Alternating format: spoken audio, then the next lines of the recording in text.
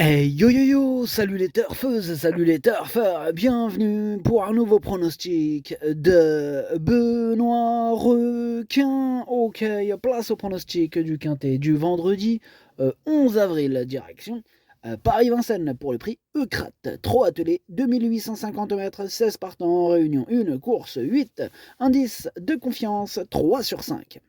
Petit retour sur le quintet de ce mercredi dans mon pronostic. Je vous ai donné le tiercé dans l'ordre en 3 chevaux, le quartet dans l'ordre et une belle base évidemment. Quand tu as le tiercé dans l'ordre en 3 chevaux, tu as une magnifique base qui peut servir pour le quintet dans l'ordre. Bon, malheureusement, cinquième, je l'avais rayé. Il faut reconnaître les choses. Ah là là là là. Ah, je ne le voyais pas. Et il a terminé quand même. Ça arrive des fois.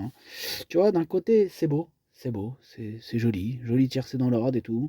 En 3 quartier dans l'ordre. Et l'autre là, le cinquième qui fout les glandes. Ah là, c'était quintet hors direct. Ah, pour les VIP, on a raté un joli quintet. Ah là là, on avait le ticket champ réduit quintet, il était bien parti.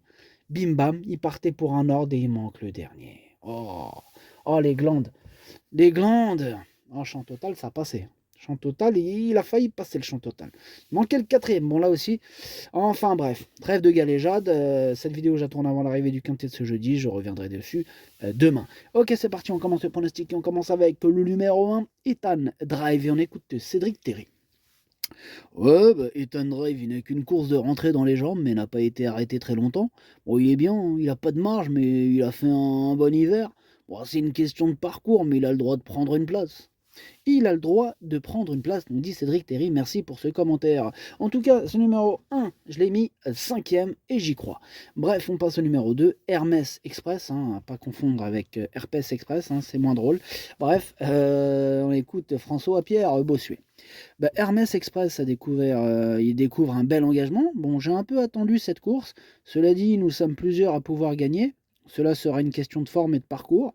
S'il fait sa course, je pense qu'il a sa place dans les 5 premiers, mais il n'est pas déclassé. Il est dans sa catégorie donc, il faut que tout se passe bien.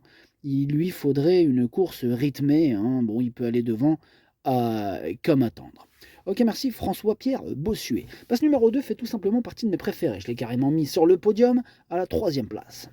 On passe au numéro 3, Haute-Côte de Nuit. Et on écoute Enzo le Lièvre. Oui, Haute-Côte de Nuit a l'air d'être restée bien. Elle dispose d'un bon engagement. Normalement, elle a une bonne chance. Elle répète bien ses courses. Il faut absolument lui masquer l'effort. Elle a donc besoin d'un déroulement de course favorable. Ok, merci Enzo. Bon, de toute façon, c'est le cas pour tout le monde. On a tous besoin d'un déroulement de course favorable, même nous, êtres humains. Enfin bref. Ce numéro 3, je le vois bien batailler pour les premières places. Je l'ai mis 2e. On enchaîne avec le numéro 4, Finger des Boards. Il m'embête ce numéro 4, c'est même celui qui m'embête le plus, c'est lui mon gros regret, c'est lui mon cheval de complément. En cas de non portant attention possible, cassage en vue. On enchaîne avec le numéro 5, Isa Dumargas. Là non, par contre, je le vois pas dans le quintet, donc je ne le retiens pas. On passe au numéro 6, c'est Gagneur. Pareil, je l'ai pas retenu, mais je l'ai pas rayé. Il est en plein milieu de ma petite liste des possibles troubles faites. Le numéro 7 maintenant, c'est Galion, écoute Esteban de Jésus. Galion avait bien couru à plusieurs reprises cet hiver à Vincennes sans être toujours chanceux. Lors de sa dernière sortie, Cannes-sur-Mer, il n'a pas apprécié la piste dure et a mal négocié le tournant final. Nous avons effectué quelques réglages, il a été préparé pour cet objectif. Je vais essayer de l'installer rapidement aux avant-postes. Face à de tels rivaux, il détient une première chance. C'est une course visée, vous avez entendu Esteban, il a visé ce quintet. Ce numéro 7, je pense qu'il peut faire très mal, je l'ai mis 4e. On enchaîne avec le numéro 8, Harry Lebeau. Lui, je ne l'ai pas retenu. Harry Lebeau. On passe au numéro 9, Gilberto. Lui non plus, je ne l'ai pas retenu, mais je l'ai pas rayé. Il est à l'arrière de ma petite liste des possibles troubles faits. On enchaîne avec le numéro 10, Garuda Flini. Lui, par contre, je le raye. On enchaîne avec le numéro 11, Hardy Crown. Et on écoute Dominique Lochneux. Hardy Crown est malheureusement parti au galop en dernier lieu à Salon de Provence. C'est bien dommage car il a tracé un beau parcours après sa disqualification. Il faut toujours faire un peu attention en partant, mais normalement il est assez fiable. Il est très bien et va bien courir. Ok, merci Dominique. Base numéro 11, il me plaît beaucoup et je l'ai mis 6e. On passe au numéro 12, Garencio Bello. Je l'ai pas retenu, c'est un regret, c'est mon 2e cheval de complément en cas de non partant. On passe au numéro 13 maintenant, c'est Gamin des Îles et on écoute Stéphane Bourlier. Gamin des Îles a encore très bien tenu sa partie le mois dernier en prenant le premier accessite du Quintet. Il n'était devancé que par Ikem Damer. Vendredi, il n'a pas les 7 ans à affronter. Il est resté au mieux et a bénéficié et bénéficie d'un engagement sur mesure au plafond des gains. Il y a toujours quelques adversaires à redouter, hein, mais il a encore sa place dans les 3 premiers.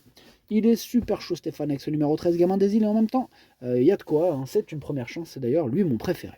On passe au numéro 14, Flying Brickle, je l'ai pas retenu mais attention, c'est lui le chef et le capitaine de ma petite liste des possibles casseurs de tickets repérés. On passe au numéro 15, Happy Face, on écoute Charles-Antoine Marie. Happy Face découvre une belle course, hein, je l'ai gardé pour ça. Il y a quand même de l'opposition, hein, mais il ne doit pas sortir du quintet avec un bon parcours. Ok, merci. Bah, moi, je l'ai gardé, ce numéro 15. Hein, je l'ai gardé en bout de combinaison. Et on termine avec le numéro 16, Greasy Beer, et on écoute Mattia Monaco. Grizzly Beer a été longtemps arrêté et je ne le connais pas encore très bien. Peut-être qu'il va lui manquer encore une course pour être vraiment à 100%, mais il a un peu de travail derrière lui, hein, on va le déférer des 4 pieds, il sera en mode course, cette sortie va me permettre de savoir où il en est. Oh, faites attention à ce numéro 16, hein, sur sa classe, même s'il n'est pas à 100%, hein, il a quand même travaillé un peu, hein, il est en train d'avouer, il passe aux aveux, Monaco. En tout cas, ce numéro 16, il peut faire mal avec une petite cote sympathique, je l'ai gardé en toute fin de combinaison.